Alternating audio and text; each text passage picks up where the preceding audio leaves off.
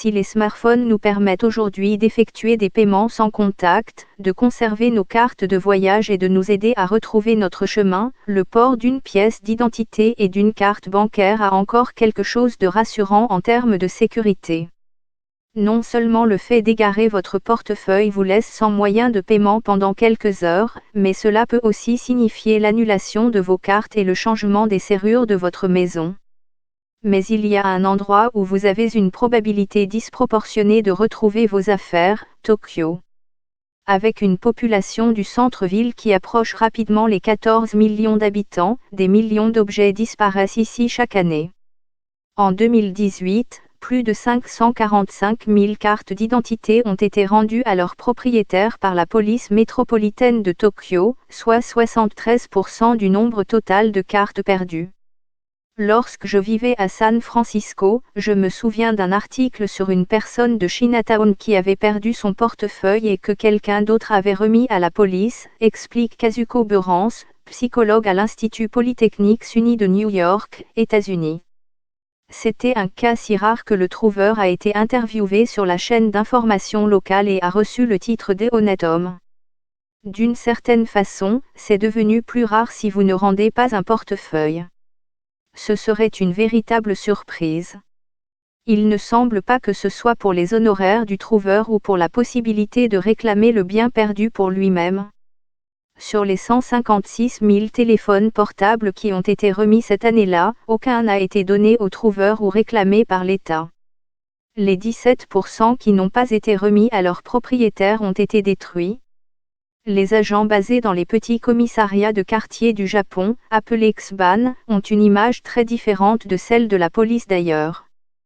Ces commissariats sont nombreux dans les villes. À Tokyo, il y en a 97 pour 100 km², contre 11 à Londres, ce qui signifie que vous n'êtes jamais trop loin de l'aide. Les agents en poste au X-ban sont sympathiques, ils sont connus pour gronder les adolescents qui se comportent mal ou pour aider les personnes âgées à traverser la rue.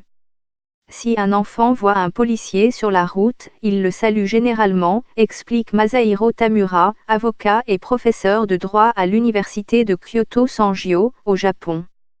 Pour les personnes âgées vivant dans le quartier, les policiers font appel à leur résidence pour s'assurer qu'elles vont bien.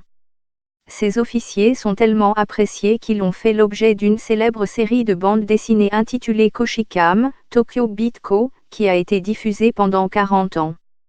Remettre un objet perdu ou oublié est quelque chose qui s'apprend dès le plus jeune âge, explique Tamura.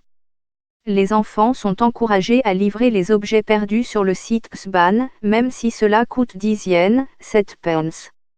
Un enfant peut livrer cette pièce au X-ban, le policier la traitera formellement comme n'importe quel objet perdu.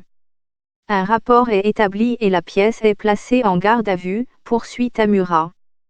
Cependant, sachant que personne ne la signalera, la police rendra la pièce en guise de récompense.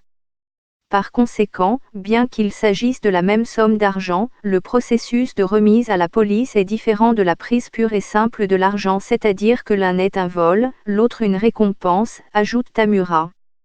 Dans une étude comparant les téléphones et portefeuilles abandonnés à New York et à Tokyo, 88% des téléphones perdus par les chercheurs ont été remis à la police par les habitants de Tokyo, contre 6% de ceux perdus à New York. De même, 80% des portefeuilles de Tokyo ont été remis contre 10% à New York. L'abondance des postes de police doit faciliter les choses, mais y a-t-il autre chose qui se passe ? Les parapluies perdus, en revanche, sont rarement récupérés par leurs propriétaires. Sur les 338 000 parapluies remis aux objets perdus à Tokyo en 2018, seulement 1% ont retrouvé leur propriétaire. La grande majorité, environ 81%, a été réclamée par le trouveur, ce qui est une particularité en soi. En fait, la prodigalité des parapluies peut fonctionner dans l'autre sens. Sachant que beaucoup de gens oublieraient de réclamer leur parapluie, Satoshi, un ancien habitant de Suginami-ku, à Tokyo, dit qu'il tromperait les objets trouvés pour qu'ils lui en remettent un s'il était pris sous la pluie. Satoshi décrivait les parapluies les plus courants, ceux en plastique transparent vendus dans tous les magasins de proximité pour 500 yens, 3 livres sterling 50, et comme ils étaient si nombreux à traîner au comptoir, il disait qu'il en prenait toujours un. Peut-être, alors, l'honnêteté n'est-elle pas toujours au premier plan? En fait, le Japon a une histoire compliquée avec l'honnêteté, dit Beurance. Prenez les soins de santé. Jusqu'à il y a 10 ou 20 ans, il était tout à fait normal pour les médecins japonais de ne pas faire de diagnostic à leurs patients. Au lieu de cela, ils ne le disaient qu'à leur famille directe. Ainsi, un patient ne savait pas s'il avait un cancer, par exemple, et encore moins quel pouvait être son pronostic. Les Japonais croient que vous pourriez perdre la volonté de vivre, alors les familles proches essaient de présenter l'idée qu'il n'y a rien de mal, dit Beurance. Les Occidentaux sont choqués d'entendre cela. Les motivations qui se cachent derrière cela sont complexes et profondément enracinées dans la culture japonaise. Plus récemment, cela a commencé à changer, mais cela conduit certains, comme Beurance, à croire que les Japonais ne sont pas fondamentalement plus honnêtes que le reste d'entre nous. Selon Beurance, les Japonais sont conditionnés par une peur qui découle des croyances bouddhistes en matière de réincarnation. Bien que la majorité des Japonais ne s'identifient pas à une religion organisée, beaucoup observent les pratiques folkloriques shintoïstes et le bouddhisme avec son accent sur l'existence spirituelle au-delà de la mort joue un grand rôle dans les funérailles. Après le tsunami qui a frappé le nord-est du Japon en 2011, beaucoup se sont retrouvés sans abri, sans biens, sans nourriture et sans eau. Mais même dans l'adversité, les gens ont fait preuve de courage pour faire passer les besoins des autres avant les leurs. Beurance compare cela à l'éthique bouddhiste du gaman qui est similaire à la patience ou à l'endurance, penser aux autres plutôt qu'à soi-même. Les médias ont largement rapporté que les pillages dans les zones touchées au Japon ont été nettement moins nombreux que dans les zones dévastées de la même manière dans d'autres pays. Le fait qu'il y ait eu des pillages n'a rien à voir avec la réalité, déclare Tamura. Il cite toutefois un exemple qui révèle un aperçu fascinant de la psyché humaine. Après la défaillance des réacteurs nucléaires de Fukushima à cause du tremblement de terre de 2011, la zone a été isolée pendant des mois en raison des fortes radiations, explique Tamura. Les vols se sont produits uniquement parce qu'il n'y avait absolument personne, ni force de police, ni personne autour pour assister aux méfaits. Tamura décrit le concept de hitonome, l'île de la société. Même sans présence policière, aucun vol ne se produira tant qu'il y aura un hitonome. Mais s'ils sont laissés dans un endroit où personne ne les surveille, des vols peuvent se produire. De même, dans le shintoïsme, tout, des rochers aux arbres, possède un esprit. Alors que le shintoïsme organisé est une pratique minoritaire au Japon, les objets omniscients imprègnent la culture. C'est de là que vient l'idée de Beurance selon laquelle les Japonais sont motivés par la peur. Si vous êtes toujours surveillé et que votre disposition naturelle est de penser aux autres en premier, il est naturel que vous vous donniez la peine de rendre l'objet perdu. D'une manière générale, les habitants de l'Asie de l'Est partagent des traits collectivistes, donner la priorité aux autres et adopter des comportements qui profitent au groupe plutôt que des traits individualistes, qui sont plus souvent motivés par l'égoïsme. Si Madame Beurance a repoussé cette généralisation plus tôt dans sa carrière, elle estime que, dans l'ensemble, cet esprit existe bel et bien. Dans une étude, on a demandé à des mères américaines et japonaises de parler de leurs aspirations pour leurs enfants.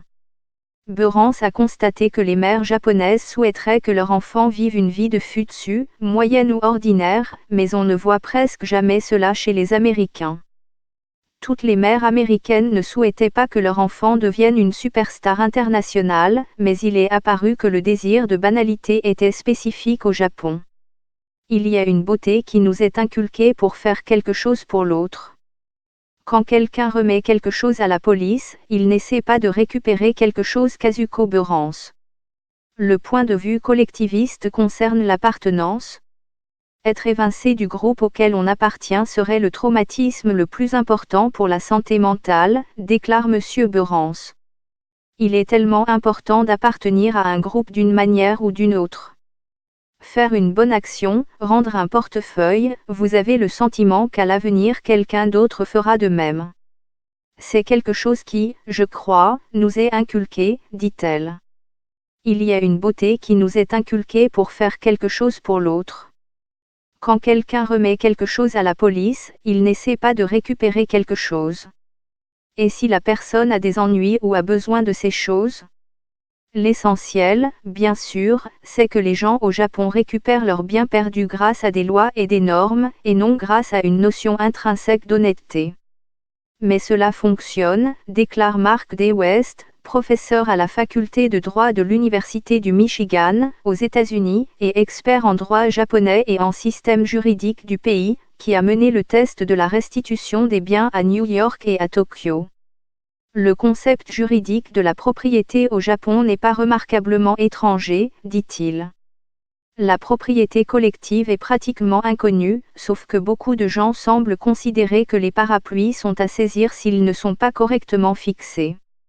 L'abondance des policiers et des traditions culturelles qui incitent les gens à penser d'abord aux autres est peut-être plus éclairante que toute idée que les Japonais sont plus honnêtes, aux yeux de Beurance et de l'Occident. Quoi qu'il en soit, si vous passez devant un site Xban, cela vaut peut-être la peine d'y faire un saut pour dire salut.